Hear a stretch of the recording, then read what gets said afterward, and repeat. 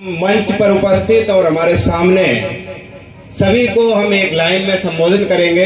अच्छे ज्यादा है इसमें। सबसे पहला कार्यक्रम मुझे दिखा, कार्यक्रम देखता हूँ कि वो कार्यक्रम सफल होते हैं जिसमें पुरुष और महिलाएं दोनों होती हैं, लेकिन वो कार्यक्रम आज की मेरे अभी तक के कार्यक्रम में सबसे सफल आज कार्यक्रम मुझे दिख रहा है, क्योंकि इसमें यूथ ज्यादा है। तो बात को प्रारंभ करने से पहले सभी लोगों को अतिथि एवं आपको एक समान संबोधित करेंगे कि गुड मॉर्निंग बोलते हैं तो सुबह की पहचान होती है, गुड इवनिंग बोलते हैं तो शाम की पहचान होती है, राम राम बोलते हैं तो किसी और की पहचान होती है, वालेकुम सलाम बोलते हैं तो किसी और की पहचान होती है। लेकिन हम कहते हैं नवोदय जय भीम बोलने से इंसान की इंसान से पहचान होती है। आज एक हमारे और आपके लिए बहुत बड़ा खास दिन है।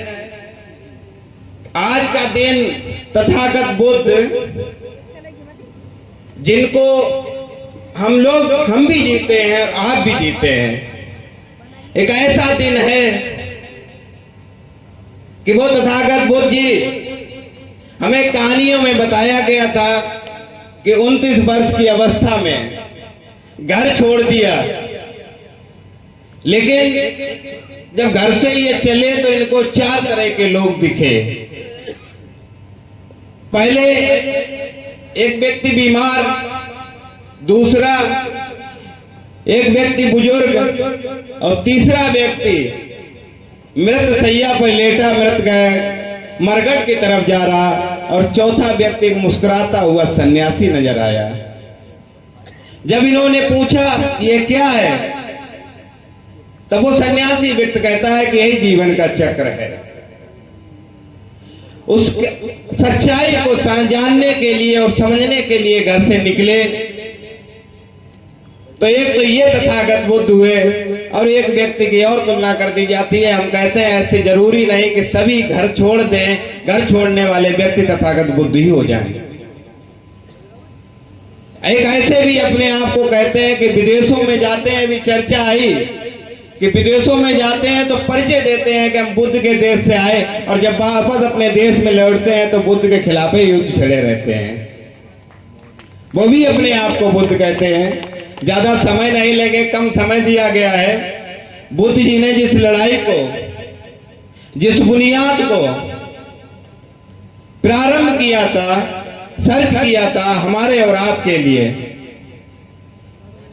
अगर सम्राट अशोक ना होते तो शायद हम और आप इनको इतना ना जान पाते। वो राजा हमारे दृष्टिकोण से हम जब देखते हैं तो हमें 2 ही राजा नजर आते हैं, एक सम्राट अशोक और एक छत्रपति साहूजी महाराज। सम्राट अशोक एक ऐसा राजा हुआ कि जब उसने तलवार उठाई तो खून की नदियां बह गईं, और जब तलवार को रखा तो बुद्धिज्म का विश्व में परचम लहराया। वो सम्राट हो गया है। हमारे सामने बैठे लोग सभी बुद्ध के विरासत के लोग, बारिश के ही लोग हैं, और हम भी हैं, आप भी जीते हैं और हम भी जीते हैं। बुद्ध जी ने ही कहा था कि अभी सर ने बताया कि 24 बुद्ध पहले हुए।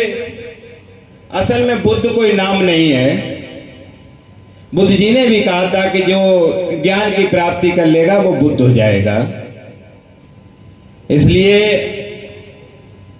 इस हॉल में बैठे एक बात और है, एक नदी की बात आई तो हम कहते हैं कि नदी के उस तरफ एक आदमी होता है, वो इधर जब आता है, ये बुद्ध जी कहते हैं कि उसने कहा कि नदी के उस पार एक स्थान है, बहुत सुंदर है।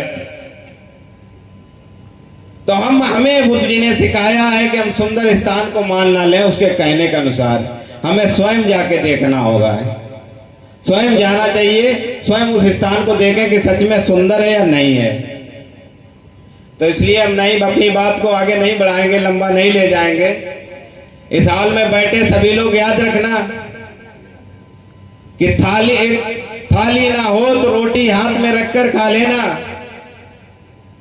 सर पर कपड़े ना हो तो नंगे बदन रह लेना, मकान की छत ना हो तो फूस छप्पर में रह लेना, लेकिन अपने बेटी और बेटियों को पढ़ाना जरूर, शिक्षा जरूर दिलाना। सभी को जय नमो बुद्धाय, जय भीम, जय मंडल।